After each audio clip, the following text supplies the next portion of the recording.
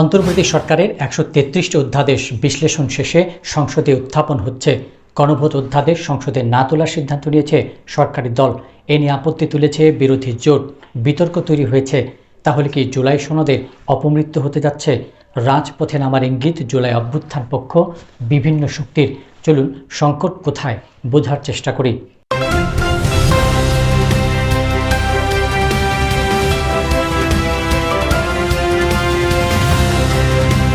স্বরাষ্ট্রমন্ত্রী সালাউদ্দিন আহমেদ বলেন, গণভোট অধ্যাদেশের ব্যবহার হয়ে গেছে, উদ্দেশ্য পূরণ হয়েছে, এটার অধীনে আর গণভোট হবে না, এটাকে আইন বানানোর কোনো অর্থ নেই।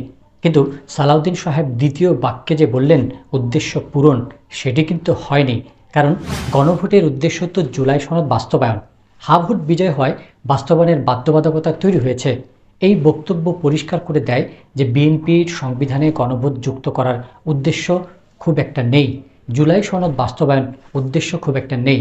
এ কারণে তারা শেখ হাসিনার সংবিধানের দোহাই দিয়ে জুলাই বাস্তবায়ন পরিষদের সদস্য হিসেবেও শপথ নেয়নি। দেশে বারবারই গণভোটের প্রয়োজনীয়তা দেখা দিয়েছে। এরশাদের আমলে, জিয়াউর রহমানের আমলে 1991 সালে গণভোট হয়েছে ও জুলাই অভ্যুত্থানের পরেও গণভোট হলো। সবশেষ আওয়ামী লীগ সরকার গণভোট সংবিধান থেকে বাতিল করে দেয়। বিএনপি বলতে চায় জনগণ তাদের আইন প্রণয়ন ও সংবিধান সংশোধনের ম্যান্ডেট দিয়েছে। বলছে জুলাই সনদে উল্লিখিত সংবিধান পরিষদ নয়, সংসদে আলোচনা সাপেক্ষে ও ভোটাভুটির মাধ্যমে অধ্যাদেশগুলো আইনে রূপ দেবে। কিন্তু মনে রাখতে হবে, গণভোটে জনগণ সরাসরি ভোটে 7.26% হা ভোট দিয়ে জয়যুক্ত করেছে, আর বিএনপিকে পরোক্ষ ভোটে 49.97% ভোট দিয়েছে। সুতরাং কোনটা বেশি যৌক্তিক, গুরুত্বপূর্ণ জনগণের সরাসরি ভোটের রায় নাকি পরোক্ষ ভোটের রায়? জুলাইকে এড়িয়ে আগের সংবিধান অক্ষরে অক্ষরে মানা হলে শেখ হাসিনার পতন, অন্তর্বর্তী সরকারের সব কাজ অবৈধ বলেই প্রতীয়মান হবে। কারণ জুলাই অভ্যুত্থানের ভিত্তিতে 106 ধারা বলে সংবিধানের মূল কাঠামোর বাইরে গিয়ে আদালতের রেফারেন্সে অন্তর্বর্তী সরকার গঠিত হয়েছে। 106 অনুচ্ছেদে লেখা আছে, যদি রাষ্ট্রপতির কাছে প্রতীয়মান হয় কোনো বিষয়ে আইনি প্রশ্ন দেখা দিয়েছে অথবা দেখা দেওয়ার সম্ভাবনা আছে, তাহলে তিনি কিন্তু আপিল বিভাগের কাছে পরামর্শ চাইতে পারেন। কিন্তু রাষ্ট্রপতির কাছে তো এমন বিষয় প্রতীয়মান হয়নি। তাকে রীতিমতো বাধ্য করা হয়েছে সংসদ ভেঙে অন্তর্বর্তী সরকার গঠনে। তিনি সেটি গণমাধ্যমে পরে প্রকাশ্যেও বলেছেন।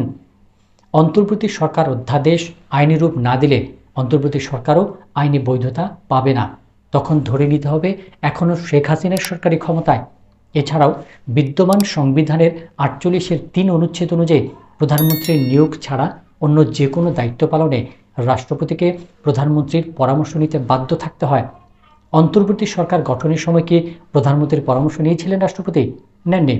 আর সংসদ ভেঙে দেওয়ার বিষয়ে সংবিধানের 72 অনুচ্ছেদে বলা আছে, প্রধানমন্ত্রীর লিখিত পরামর্শে রাষ্ট্রপতি সংসদ আহ্বান, স্থগিত এবং ভেঙে দিতে পারবে। তো শাহাবুদ্দিন সাহেব কি শেখ হাসিনার সাথে পরামর্শ করে সংসদ ভেঙেছিলেন? না। শেখ হাসিনা তো দাবি করেছেন তিনি পদত্যাগপত্রই জমা দেননি। তাছাড়া আগের সংবিধান মানলে তো সংসদ ভেঙে দেওয়ার পর 90 দিনের মধ্যে সাধারণ নির্বাচন হওয়ার কথা, কিন্তু নির্বাচন হল প্রায় 1.5 বছর পরে। আবার দেখেন, হাইকোর্টের রায়ে তত্ত্বাবধায়ক সরকার ফিরলেও বলা হলো 14তম নির্বাচন থেকে তত্ত্বাবধায়ক ব্যবস্থা চালু হবে। ত্রয়োদশ সংসদ নির্বাচন হলো অন্তর্বর্তী সরকারের অধীনে, নতুন সংবিধান অনুযায়ী হয়নি, বর্তমান সংবিধান অনুযায়ী হয়নি। সুতরাং নির্বাচনের বৈধতার প্রশ্নেও ইউনূস সরকার ও জুলাইয়ের বৈধতা জরুরি। সুতরাং অভ্যুত্থানকে মানলে সংবিধানের বাইরে গিয়ে অভ্যুত্থান ও জন আকাঙ্ক্ষার বলে ইউনূস সরকারও তার কার্যক্রম, তার অধীনে নির্বাচন, অধ্যাদেশ ইত্যাদি বৈধতা পায়। কারণ জনগণের জন্য সংবিধান, আগে জনগণ তারপর সংবিধান। আর জুলাই অভ্যুত্থান, জুলাই সনদ, গণভোট না মানলে ইউনূস সরকারকে অবৈধ প্রমাণের মতো অনেক সাংবিধানিক রেফারেন্স তো আমরা দেখলামই।